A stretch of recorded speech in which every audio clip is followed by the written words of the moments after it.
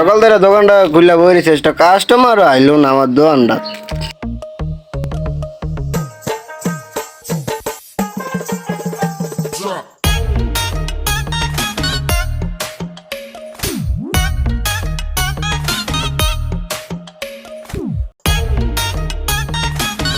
মামা একটা ঠান্ডা দেন তো।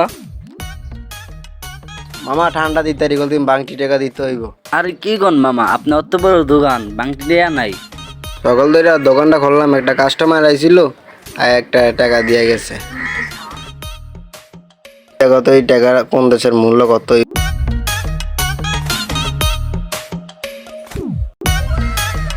দেখি ভাই দেখি। মামা টিয়া তো মনে হয় দুবাই টিয়া। দুবাই আমার এক বন্ধু থাকে, আমার কাছে ফোন দিয়ে জিগাইতেছি।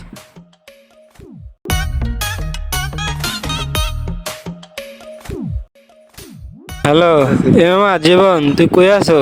দুবাই না? এ মামা আমি তো একটু দুবাইয়ের টিয়া পাইছি 100 টাকা। টিয়ার মূল্য কত মামা? আই হাই, দুবাইটা মনে হয় অনেক মূল্য।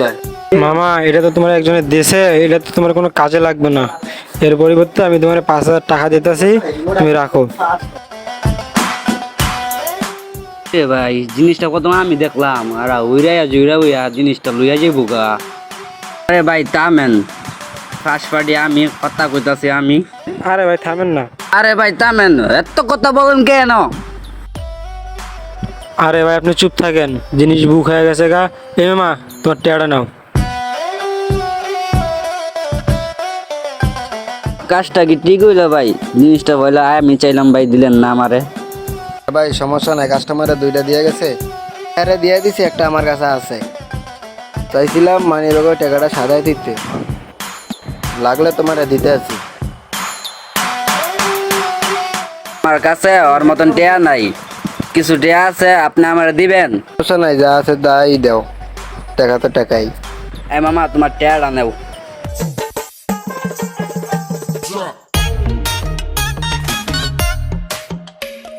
মামা কি অবস্থা? বিদেশ তো আইলি, বিদেশে তো অনেক ঠান্ডা, বাংলাদেশে তো অনেক গরম। আয় দিত মুখে চামড়া পুড়ে গেছে গা। যাই হোক, আমার কাছে একটা বিদেশি টেকা আছে, দেখতো মামা এটা বাইরের দেশে কয় টাকা। কিন্তু মামা এটা তো দুবাইয়ের টেয়া, বাংলাদেশের দাম এটা 500 টাকা। মামা এটা কি করছ? আমি তো আমার হাতে ফোন দিয়ে এই টাকাটা লয়ে আইছি।